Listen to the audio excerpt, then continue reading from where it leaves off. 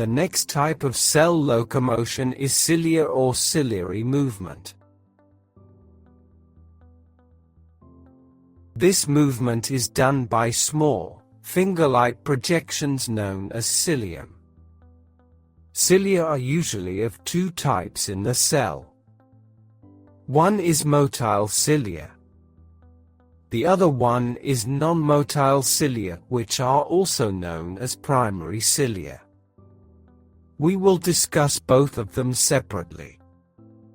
Let us talk about motile cilia first. The name tells itself that cilia moves itself for movement of the cell. Let us discuss the structure of a motile cilium now. As we discussed that they are finger-like projections, so they are longitudinal. And they resemble a hair. The size of a cilium is 2 to 4 micrometers, which is hanging outside the surface of the cell. This is the tip of the cilia. Here is the membrane, which has 11 microtubules. If we observe the cross-section of a cilia, 9 of them are double tubules that are located around the periphery, and the 2 single tubules located in the center. This part is known as the axoneme of the cilium. There is a basal plate that keeps the cilium connected with the cell. Then there is basal body of the cilium, and the rootlet of cilium is inside the cells. There are 3 major areas where motile cilia are present and perform major function. One location is respiratory tract.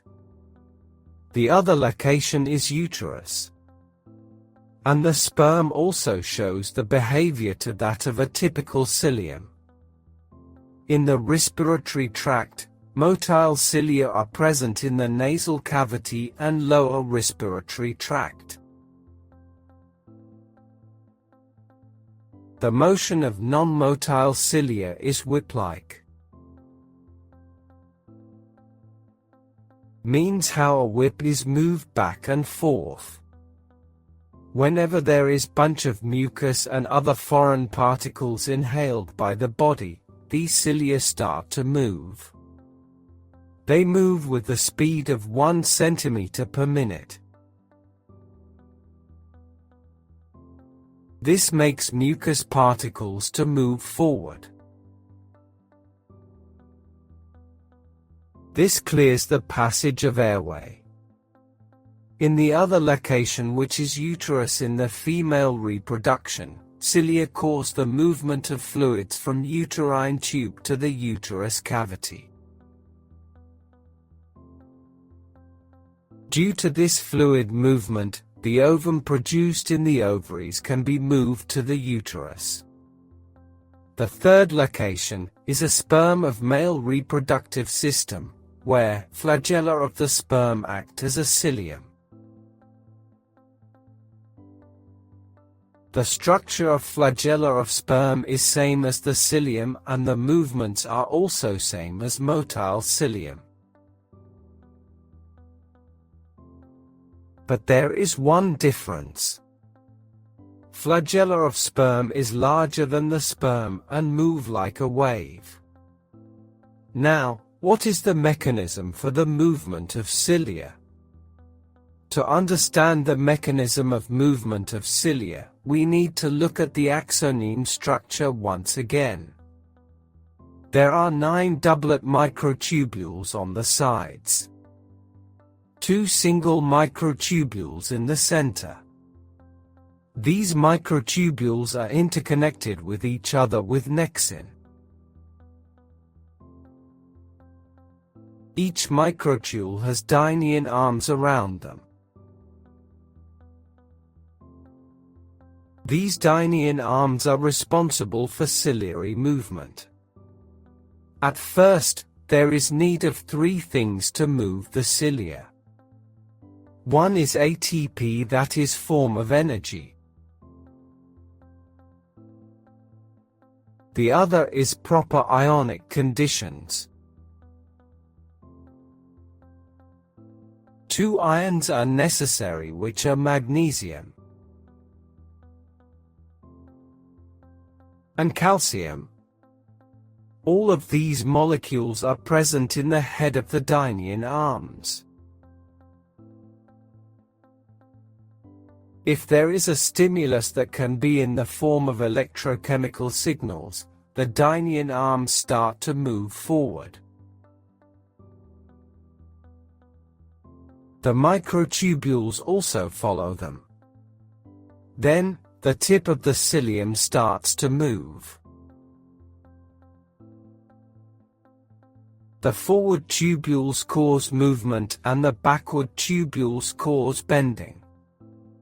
After forward stroke, backward stroke occurs. This starts a pattern of movement which leads to the movement of cilia like a whip. This movement is rapid, whip-like movement which occurs 10 to 20 times per second. So, this was all about the motile cilia and its movement. Next one is non-motile cilia. Non-motile cilia are also known as primary cilia.